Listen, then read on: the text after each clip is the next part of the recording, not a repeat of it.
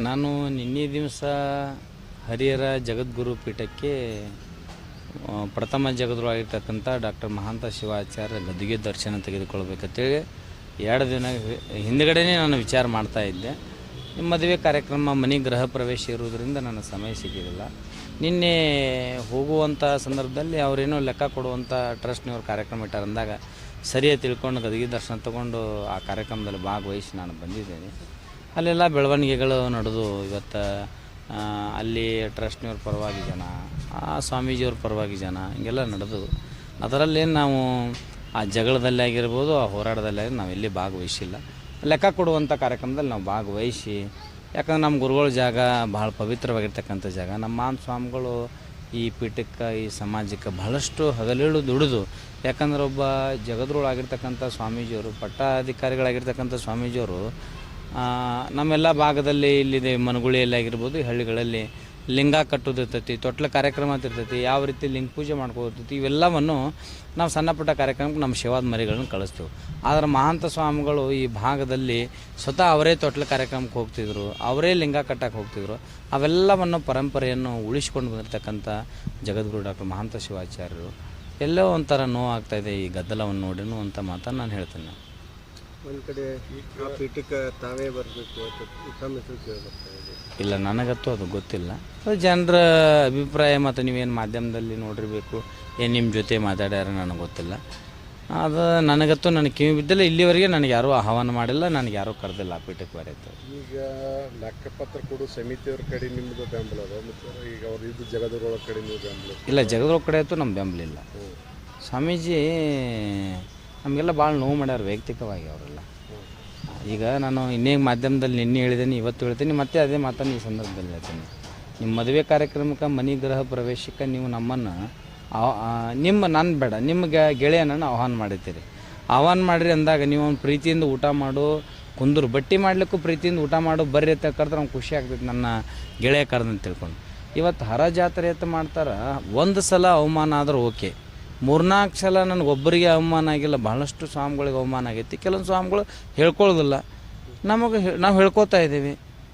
ಯಾವುದೋ ಒಬ್ಬ ನಾವು ಆಯ್ಕೆ ಮಾಡಿರ್ತಕ್ಕಂಥ ಸಚಿವರು, ಶಾಸಕರು, ನಿಗಮ ಮಂಡಳಿ ಅಧ್ಯಕ್ಷರು ಬಂದ್ರೆ ನೀವು ತಳಗಿಳಿದು ಬಿಡಿ ಸ್ವಾಮೀಜಿ ಅಂತಂದ್ರೆ ಎಷ್ಟು ನೋವಾಗ್ತೈತಿ. ಕರಿಬಾರ್ದು, ಕರೆದಿಂದ ಅವಮಾನ ಮಾಡಬಾರ್ದು. ಈಗ ನಾನು ಮಠಕ್ಕೆ ಕರಿತೀನಿ, ನಿಮ್ಮನ್ನ ಕರೆದಿಂದ ನಿಮಗೆ ಕುಂದ್ರಿ, ಚಹಾ ಕುಡ್ರಿ, ಪ್ರಸಾದ ಮಾಡಿರಿ, ಇರ್ರಿ ಅಂದ್ರೆ ಪಾಡ. ನೀವು ಮಠಕ್ಕೆ ಎಂಟ್ರಿ ಆಗೋಷ್ಟಲೆ ಬರ್ರಿ ಶರಣವ್ರ, ಬರ್ರಿ ಸುನಿಲ್ ಅವ್ರ ತಂದೆ ಅಂದ್ರೆ ಎಷ್ಟು ಆನಂದ ಆಕೈತೆ ನಿಮ್ಗೆ, ಸ್ವಾಮೀಜಿ ನಮ್ಮನ್ನು ಕರೆದ್ರು ಅಂತೇಳಿ. ಹಂಗೆ ಅವರು ಅವಮಾನ ಮಾಡುವಂಥ ಪರಮ ಪೂಜ್ಯರು ಅವರು. ಆ ಟ್ರಸ್ಟ್ನವ್ರಿಗೆ, ಸ್ವಾಮೀಜಿಯವ್ರಿಗೆ ಏನು ಗದ್ದಲ ಬಂತು, ಆ ಗದ್ದಲದಾಗ ನಾವು ಎಂಟ್ರಿ ಆಗೋಲ್ಲ. ನಾನು ವೈಯಕ್ತಿಕ ವಿಚಾರ ಹೇಳ್ಬೇಕಂದ್ರೆ, ಸ್ವಾಮೀಜಿಯವರು ಸ್ವತಃ ನನಗೆ ಅವಮಾನ ಮಾಡ್ಯಾರ. ಅವರು ಏನೋ ಮಠ ಪೀಠ ಅವರೇ ಕಟ್ಟ್ಯಾರ ಅನ್ನಂಗೆ ಮಾತಾಡ್ತಾರೆ ಅವರು. ಆ ಮಠವನ್ನು, ಆ ಪೀಠವನ್ನು ಕಟ್ಟಿದವರು ಜಗದ್ಗುರು ಡಾಕ್ಟರ್ ಮಹಾಂತ ಶಿವಾಚಾರ್ಯರು, ಕಾಶಿ ಪಂಡಿತರು. 10-12 ಭಾಷೆಗಳು ಮಾತಾಡ್ತಾಯಿದ್ರು. ಅವು ಕರಸಂಜಾತ ಅಂತ ತಿಳ್ಕೊತಾರೆ. ಕರಸಂಜಾತ ಯಾರಿಗಂತಾರೆ ರೀ? ತಂದೆ ನಂತರ ಮಕ್ಕಳಿಗೆ ಅಂತಾರೆ. ನಾನು 27 ವರ್ಷ ಮಹಾಂತ ಸ್ವಾಮಿಗಳ ಸೇವಾ ಮಾಡೀನಿ. ಅಂದ್ರೆ 27 ವರ್ಷಗಟ್ಟಲೆ ಮಾಡಿಲ್ಲ, ಮನುಗುಳಿಯಲ್ಲಿ ನಾನು ಸೇವಂತ ತಿಳ್ಕೊಂಡು ಅವ್ರು ಸೇವಾ ಮಾಡ್ಕೋತ ಬಂದೀನಿ. ಅಂಥವನ್ನ ಇಲ್ಲಿವರೆಗೂ ಕರಸಂಜಾತ ತಿಳ್ಕೊಂಡಿಲ್ಲ. ಮಹಾಂತ ಸ್ವಾಮಿಗಳು ನನ್ನ ಮುಂದೆಲ್ಲ ಹೇಳ್ತಿದ್ರು, ನಾ ಕರಸಂಜಾತಿದ್ದೀನಿ, ಅವರೆಲ್ಲ ಇದು ಮಾಡ್ತಿದ್ರು, ಅವರಿಗೆ ಟ್ರಸ್ಟ್ನವ್ರು ಹಿಂಗೆ ಮೋಸ ಮಾಡಿದ್ರು. ನಿಮ್ಮ ಮುಂದೆ ಹೇಳ್ಕೊಂಡಾರ ಮೋಸ ಮಾಡ್ಯಾರ ಅಂತೇಳಿ? ನೀವೇನು ಮಹಾಂತ ಸ್ವಾಮಿಗಳು ಸೇವಾ ಮಾಡಿರಿ? ಆ ಸ್ವಾಮೀಜಿ ಬಂದವ್ರಿಗೆ ಗೌರವ ಕೊಡೋದು ಕಲೀರಿ ಸ್ವಾಮೀಜಿ ನೀವು. ಇದು ನಾನು ಹೇಳಕ್ಕೆ ಇಚ್ಛೆ ಪಡ್ತೇನೆ. ಸ್ವಾಮೀಜಿ ಒಂದು ಕಡೆ ಈಗ ಕೂಡಲ ಸಂಗಮ ಸ್ವಾಮೀಜಿ ಉಚ್ಚಾಟನೆ ಆಯಿತು, ಈಗ ಹರಿಹರ ಪೀಠ ಸ್ವಾಮಿ ಉಚ್ಚಾಟನೆ ಆಯಿತು. ಏನಾಗ್ತಾ ಇದೆ ಸಮಾಜ? ನೋಡ್ರಿ, ಅದು ಸಮಾಜದ ಇಬ್ಬರು ಟ್ರಸ್ಟ್ನವ್ರಿಗಾಗಿರ್ಬೋದು, ಇಬ್ಬರು ಸ್ವಾಮೀಜಿಯವ್ರು ಅವ್ರ ವೈಯಕ್ತಿಕ ವಿಚಾರ. ನಾನು ಮನಗುಳಿ ಹಿರೇಮಠ ಸ್ವಾಮೀಜಿಯಾಗಿ ಆ ಉಚ್ಚಾಟನೆ ಬಗ್ಗೆ ನಾನು ಏನೂ ಹೇಳಕ್ಕೆ ಇಚ್ಛೆ ಪಡಲ್ಲ. ತಾವು 3ನೇ ಪೀಠದ ಪ್ರಧಾನ ಕಾರ್ಯದರ್ಶಿ. ಹೌದು, ಸತ್ಯ. ಇವಾಗಲ್ಲ, 3ನೇ ಪೀಠ ಮಾಡುವಂಥ ಸಂದರ್ಭದಲ್ಲಿ ನನ್ನ ಜೊತೆ ಸುಮಾರು ಉತ್ತರ ಕರ್ನಾಟಕ ಎಲ್ಲ ಭಾಗದ ಮತ್ತು ದಕ್ಷಿಣ ಕರ್ನಾಟಕದ ಎಲ್ಲ ಸ್ವಾಮೀಜಿಯವರು ನನಗೆ ಬೆಂಬಲವನ್ನು ಕೊಟ್ಟರು. ಯಾಕೆ ಕೊಟ್ರಪ್ಪ ಅಂದ್ರೆ, ಇದು ಪಂಚಮಸಾಲಿ ಸಮಾಜ ದೊಡ್ಡ ಸಮಾಜ ಇದೆ.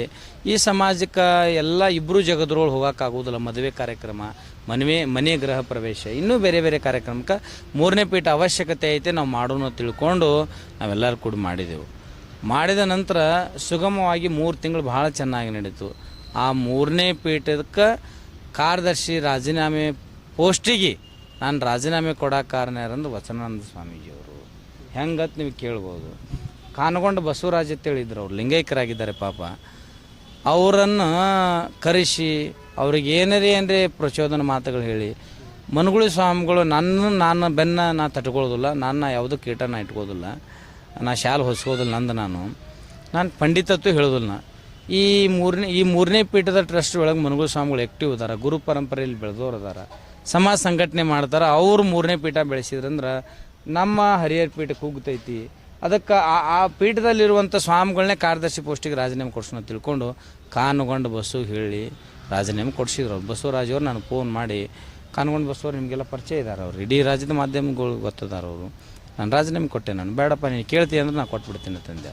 ಹೀಗೆಲ್ಲ ಮಾಡುವಂಥ ಸ್ವಭಾವ ಉಳ್ಳುವಂಥ ಸ್ವಾಮೀಜಿಯವರು. ಒಬ್ಬ ಸ್ವಾಮಿಗಳು ಇನ್ನೊಬ್ಬ ಸ್ವಾಮಿಗಳ ಬಗ್ಗೆ ಮಾತಾಡಲ್ಲ, ಆದ್ರೆ ನೋವುಗಳನ್ನು ಯಾರ ಮುಂದೆ ಹೇಳ್ಕೋಬೇಕು. ನಾನು ಇಲ್ಲಿವರೆಗೆ ಏನಾದ್ರು ಹೇಳಿದ್ದೀನಿ? ನಾನು ಶಾಪ್ ತೊಟ್ಟಕ್ಕೆ ನಾನು ಅಷ್ಟು ಪವರ್ ಪರ್ಸನ್ ಅಲ್ಲ. ಮಾನ್ ಸ್ವಾಮಿಗಳು ಶಾಪ್ ತಟ್ಟಿರ್ಬೇಕು ಅವರಿಗೆ. ಇವರೆಲ್ಲ ಹೇಳ್ತಾರೆ ನಾ ಮಾನ್ ಸ್ವಾಮಿಗಳು ದಿನಾಲು ಪೂಜೆ ಮಾಡ್ತೀನಿ. ಮಾನ್ ಸ್ವಾಮಿಗಳು ಪೂಜೆ ಎಲ್ಲಿ ಮಾಡಿರಿ ಸ್ವಾಮೀಜಿ? ನೀವು ಎಲ್ಲಿ ಮಾಡಿರಿ? ಹರ ಜಾತ್ರೆ ಅಂತೇಳಿ ಜನವರಿ ಒಳಗೆ ನೀವು 14-15 ಮಾಡ್ತೀರಿ. ನಾನು ನಿನ್ನೆ ವೇದಿಕೆ ಮುಖಾಂತರ ಹೇಳಿದ್ದೇನೆ, ಯಾವುದೇ ಹಿರಿಯರ ಮನೆಯಲ್ಲಿ ಹಿರಿಯರದು ಮತ್ತು ಹಿರಿಯ ಪೂಜ್ಯರದು ಪುಣ್ಯಾರಾಧನೆ ಅಂತ ಮಾಡ್ತೇವೆ, ಶಿವಗಣಾರಾಧನೆ ಪುಣ್ಯಾರಾಧನೆ. ಅವಾಗ ಏನು ಮಾಡ್ತೇವೆ, ಮಠದ ಜಾತ್ರೆ ದೊಡ್ಡ ಪ್ರಮಾಣದಲ್ಲಿ ಮಾಡ್ಕೊತ ಬರ್ತೀವಿ, ಪರಂಪರೆ ಐತಿ ಎಂದರೆ ಇದು ಮಾಡ್ತೇವ. ಇವರು ಹರ ಜಾತ್ರೆ ದೊಡ್ಡ ಪ್ರಮಾಣದಲ್ಲಿ ಮಾಡೋದು, ಮಹಾಂತ ಸ್ವಾಮಿಗಳು ಬರೀ ಒಂದು 50 ಮಂದಿ ಕರ್ಸ್ಕೊಂಡು ಮುಗಿಸ್ಬಿಡೋದು. ಹೀಗೆಲ್ಲ ಮಾಡೋದು ಹಂಗೆ. ಅದಕ್ಕೆ ಅದು ಎಲ್ಲ ಸರಿಯಲ್ಲ ಅನ್ನುವಂಥ ಮಾತನ್ನು ನಾನು ಹೇಳ್ತೀನಿ.